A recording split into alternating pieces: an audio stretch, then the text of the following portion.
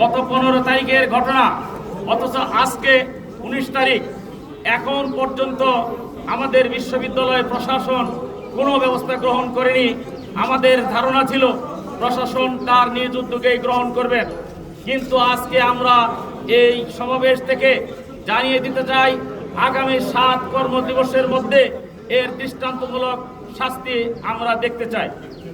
আর যদি এটি না হয় তাহলে পরবর্তীতে আমরা কঠোর কর্মসূচি দিতে বাধ্য হব। পাশাপাশি আমাদের সহকর্মী সাদিয়া আক্তার রুনা হত্যার যে বিচারের দাবি আমরা ইতিপূর্বেও করেছি, আজকেও করছি, অনতিবিলম্বে এর বিচার করা হোক।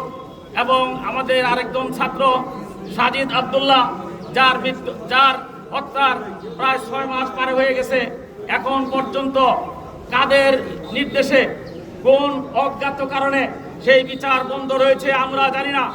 আমরা প্রশাসনকে আজকে জানিয়ে দিতে চাই এই 3টি বিষয়ে আগামী 7 কর্মদিবসের মধ্যে আমরা এর দৃষ্টান্তমূলক একটি অবস্থান আমরা দেখতে চাই। তা না হলে আমরা পরবর্তী কর্মসূচি দিতে বাধ্য হব। এবং আজকের এই প্রোগ্রামে সকলকে ধৈর্য ধারণ করে প্রোগ্রামের শেষ পর্যন্ত সময় দেওয়ার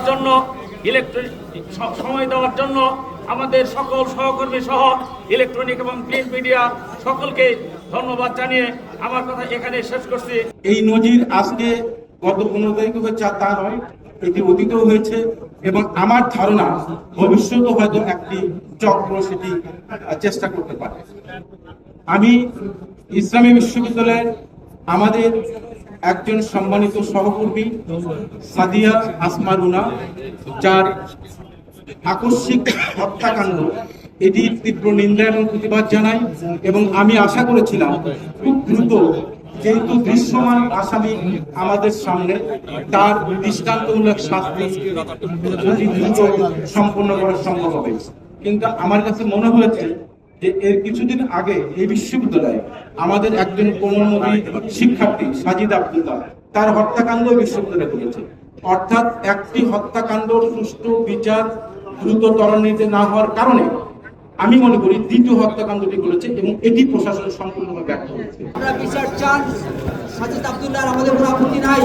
রুমা ম্যাডামের বিচার চান, আমাদের কোনো আপত্তি নাই। আমরা তাদের বিচার চাই, হত্যা বিচার চাই। কিন্তু একটা বিচার চাইতে গিয়ে আরেকটা অপকর্ম করা, একটা অন্যায় করা, দেশের সুনাম রক্ষা ব্যাহত করা, ইউনিভার্সিটির সুনাম ব্যাহত করা, এটা কারো কাম্য নয়।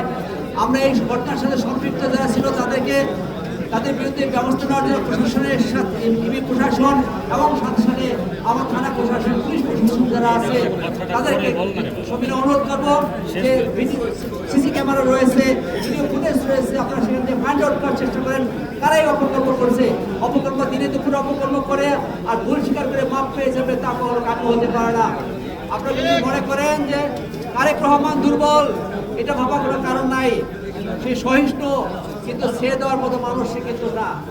কাজে আপনারা একে একে প্রচার মিডিয়াতে বিভিন্ন অপকর্মের কথা বলবেন, তাদের ব্যক্তি জীবন নিয়ে, পারিবারিক জীবন নিয়ে প্রচার ওঠাবেন। এখানে খালেদা জিয়ার ছবি অবমাননা করবেন, জাতীয় পতাকা অবমাননা করবেন আর মাপ চাবেন, ধরে নেবেন আপনাদেরকে ছেড়ে দেওয়া হবে, তা কিন্তু নয়। এই প্রশাসন ভবনের সামনে যে ঘটনাটি ঘটেছে, ব্যানার, ফেস্টুন, লিফলেট ছিঁড়ে ফেলা, এটি সম্পত্তি হানি আইনের একটি ধারার লঙ্ঘন। এটি আপনারা জানেন।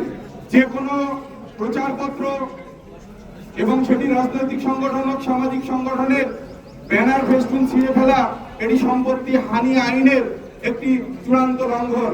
কে বা যারা সুকৌশলে এই কাজটি করেছে তাদের চূড়ান্ত এবং দৃষ্টান্তমূলক শাস্তি আমরা দাবি করি। কোনোভাবেই এটি কোনো বিচ্ছিন্ন ঘটনা নয়। সুকৌশলে তারা যে কাজটি করেছে এর মধ্য দিয়ে গণতন্ত্রকে পদদলিত তারা করতে চেয়েছে।